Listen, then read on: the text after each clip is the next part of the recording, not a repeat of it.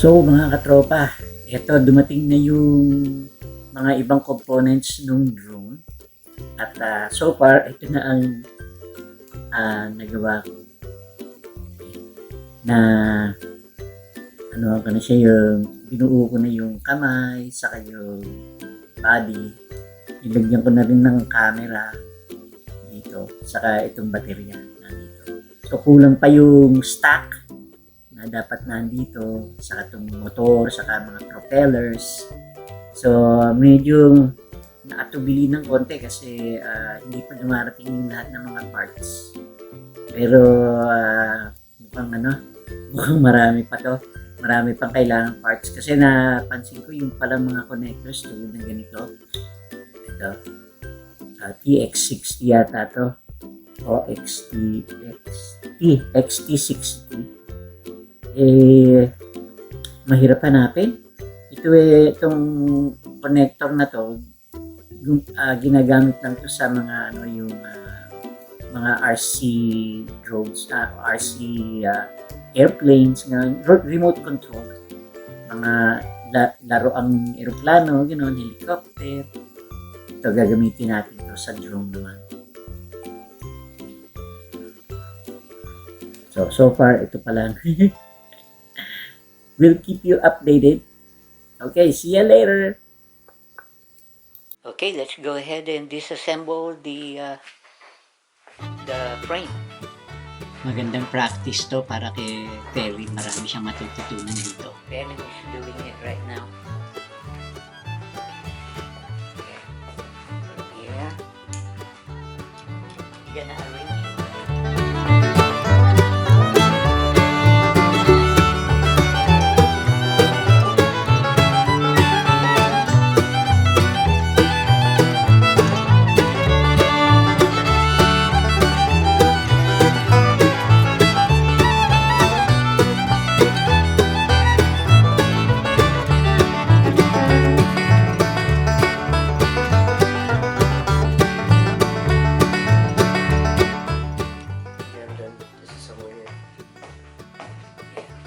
So remember what I told you? You always put them one after the other, right? So first you disassemble this, right? Okay, this is the next part, right? Then part right here, these two here, right? So it's like this, yeah, right? And then now you have to take this off. Okay. And this, yeah. Everything.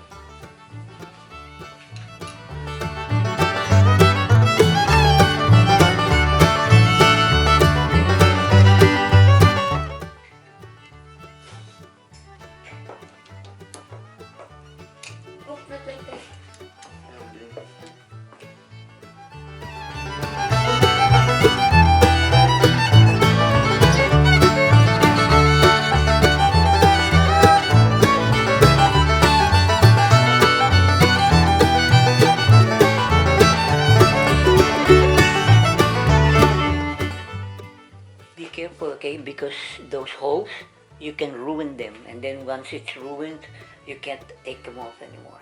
See, that's why you have to be very careful when you're putting that thing on, when you're using the screwdriver.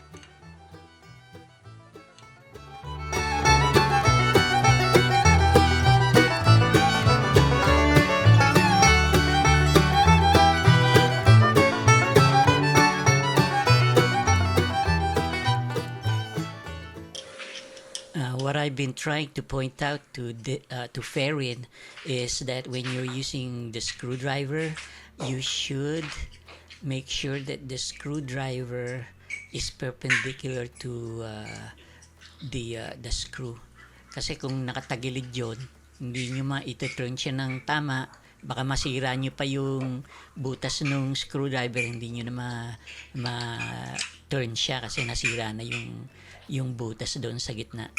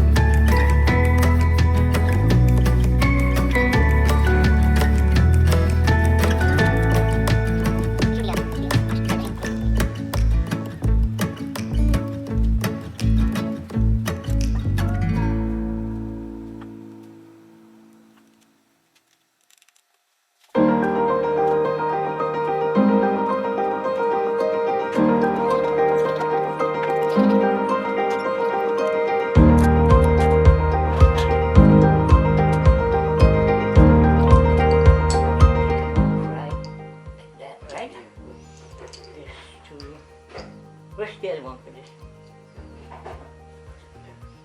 Right there, right.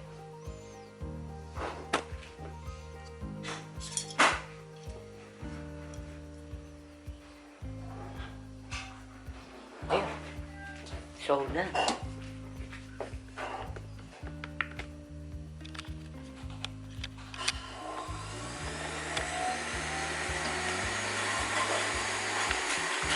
Alright, Ferrin, you did it! So it's all disassembled. Now we need to reassemble them, but we need some stuff. We need some wires, and we need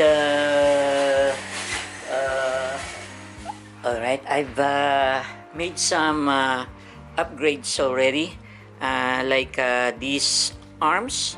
I put what do you call it? Heat shrink on the arms, right there, and then I fix this. This is for the camera. The wire that that's connected to the camera is too short, so I had to buy a 1.25 millimeter connector, 3-way or three what do you call this? A 3-wire connector, right? And this is how it looks. All right, you ready to? Are you ready? Yes. Okay, so Ferrin is reassembling the frame now. Go, Ferrin, go!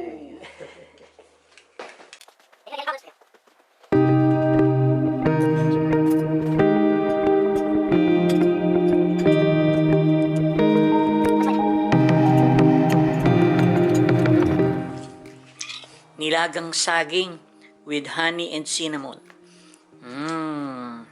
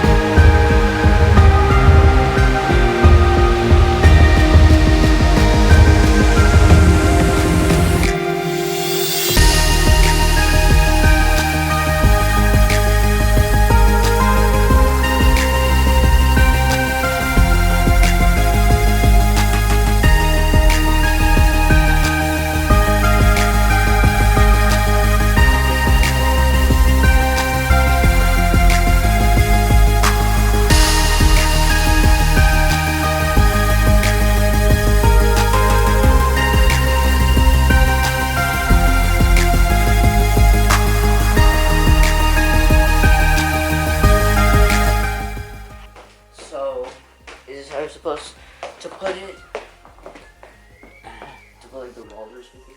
Yeah. Well, how about you this got this camera? part? Okay, wait. Oh, yeah. Okay, so the way to do that is put the posts in first. Yeah, like one. I think it's this one, that one, and that one, that one. Okay. Okay, and then don't put this on first. Okay. So how about the camera? How do I put that? So The like, camera. Okay, the camera goes like this. So when you like when you're ready to put it on, there's this hole here. You know, like it's supposed to go like that. So it's gonna be a bit tricky. Yeah, but you figure it out. alright. So Got it? like we have to put the post here? Yeah, all the posts. There are 6 posts. 1, 2, 3, 4, 5, 6. Okay. Yeah, it's already right in there. Yeah. These are the post ones? Yeah. Alright. These are really small. Yeah. Okay, wait. Not that way. Not that way, because you are mounting. Oh yeah, right. Yeah. Either way. Yeah. This is the top. See, because you're gonna have that mamba over here. See? Oops. So you have to twist. Yeah, and then put the thing. Yeah. Yeah. I think I can just like turn this thing around. Yeah, yeah. See if it works. Yeah. Get focus. You get it? Yeah. Okay.